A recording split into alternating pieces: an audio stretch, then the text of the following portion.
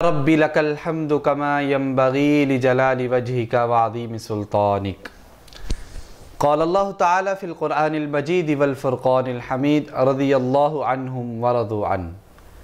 سامعین و سامعات، ناظرین و ناظرات، رمضان المبارک ٹرانسمیشن میں آج کی اس ویڈیو میں آپ کے سامنے حضرت علی رضی اللہ تعالیٰ عنہ کا مقام بیان کرنا چاہتا ہوں۔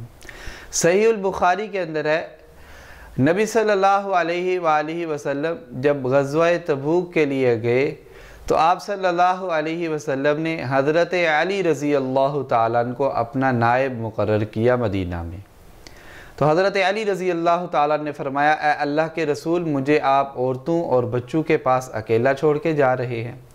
اس موقع پر نبی مہربان صلی اللہ علیہ وسلم نے ارشاد فرمایا، کیا آپ اس بات کو پسند نہیں کرتے کہ اے علی رضی اللہ تعالیٰ آپ میرے لیے ایسے ہیں جس طرح حضرت موسیٰ علیہ السلام کے لیے حضرت ہارون علیہ السلام تھے، لیکن فرق یہاں پر یہ ہے کہ میرے بعد کوئی اور نبی نہیں ہوگا، میں آخری نبی ہوں۔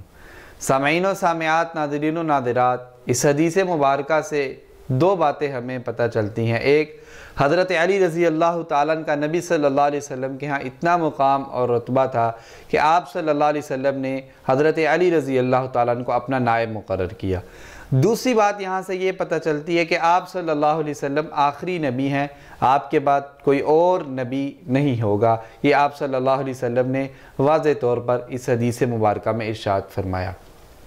میری اس ویڈیو کو لائک اور شیئر کیجئے اور رمضان المبارک ٹرانسمیشن میں میرے ساتھ رہیے، ہر روز ایک نئے پیغام کے ساتھ۔